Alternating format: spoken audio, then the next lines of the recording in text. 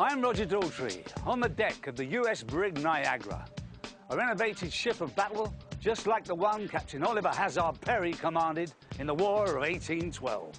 And for the next half an hour, we'll weigh anchor, 2, 6, 3, set sail, foretopsail halyard, haul away, and blast our way through a day on this working man-of-war. fire, Fire! fire.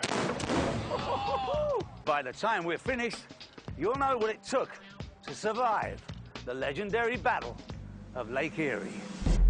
Weapons specialist Conrad Feder is a peaceful man, but he dearly loves to make things go boom. Fire. Okay, Conrad, this is a carronade. Yeah, carronade. It's just really a big musket. Yeah. Powder ball, ram it down in. It is a rather loud bang. It's louder than anything that whoever did, that's for sure. They couldn't have had any hearing left at all. No, I'd imagine. They had cotton they shoved in their ears, but there's rumor that there was people would be firing the guns so the blood was coming out of their ears. Ugh. Ah! They fought at very close quarters, right? Yeah, most of the times it was with a couple 100 yards. Now this really does cause an awful lot of damage. A lot of the damage didn't come from the ball, it comes from the splinters. Yeah, there was a model that was built that was a full-scale replica, built out of similar materials, and we shot balls at it. Used a 24-pound ball, which is what the British used. There was guys that were there from the Army, and they were surprised at the amount of damage we were doing. Wow. It's amazing to think that those men were on board during that. It's awful. It was brutal. Are we going to have a shot at something now? Yeah, we're actually going to be shooting a ball and a target that we have floating out there. Okay, prepare battery. Good. Right the gun. 2, 6. 2, 6. Train right. That's well. 10 the vent. 10 the vent. Fire. Fire. Fire. Okay. Elevate gun. Train left. Stand in the gun. Fire. Oh!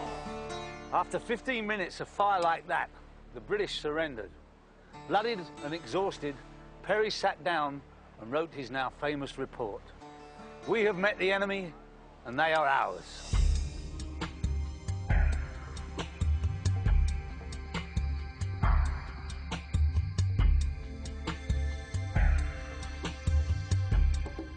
Because of this victory, the British were chased back into Canada, and Perry became an instant hero.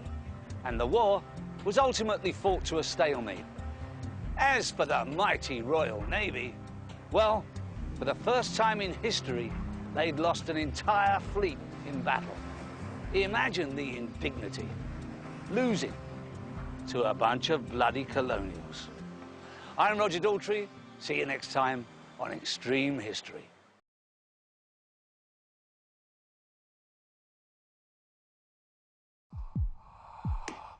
In this episode of Guts and Bolts, Ghost Hunting Tech. On a dark and stormy night in America's most haunted state capital, a team of real-life Ghostbusters tries to contact spirits on the other side. Did Capitol security cameras capture something supernatural?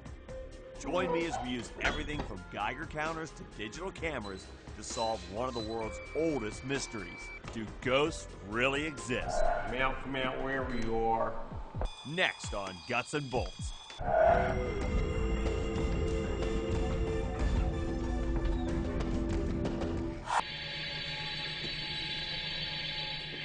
Ghost hunters believe that ghosts may be a manifestation of energy. All forms of energy are surrounded by electromagnetic fields, or EMFs, which can be detected by a simple meter. Typically, the EMF meter is used by electricians to find wiring behind walls. It's also a must for any aspiring ghost hunter. What I'd like to show you is that this device is actually so sensitive that it can pick up the energy field around the human body. Now, as I approach it, you can see how it's responding to my body's field moving toward it. Joshua believes the electromagnetic fields we generate in life continue on after death. It makes you wonder, when you die, due to the law of conservation of energy, that it can be neither created nor destroyed, but simply passed along in a different form. Does the energy from your body still exist in some tangible form that carries your personality, your memories? When ghost hunters search a location using EMF meters, They mostly find man-made electromagnetic fields from things like lamps or wall sockets. But sometimes they find fields that float around a room, like this one filmed by the lemur team at another site. Yeah, it just knocked it over. It could be evidence of ghosts. Whoa.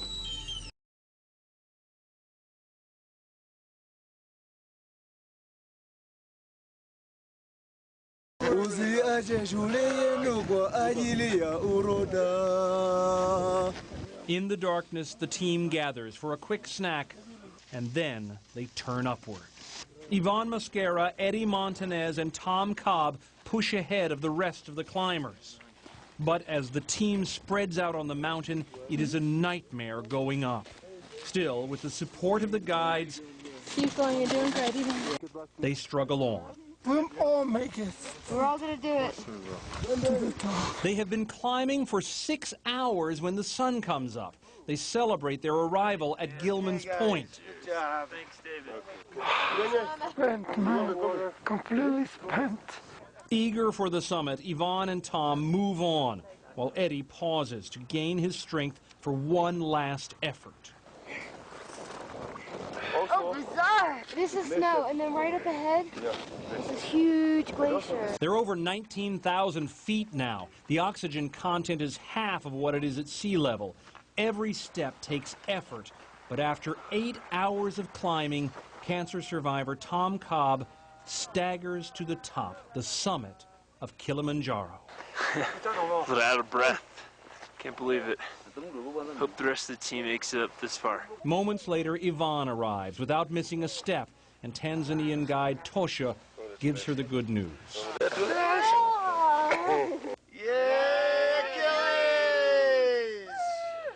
Despite mild weather, Yvonne and Tom play it safe and head down quickly, hoping to pass Eddie's group on their way up. Step over. And they do. After 8 hours of suffering, Eddie is on the roof of Africa. Here we are. Eddie is the last climber on the summit that day. Eddie, you're unbelievable. We did it. For Eddie and the Achilles team, the expedition has been a success which they hope will inspire disabled and able-bodied athletes alike. I'm sure that some place it's going to have an effect on somebody, and even if it's one person, right? And it made that person think that their life is not over because they're disabled. All the time and effort and hard work, it was worth it.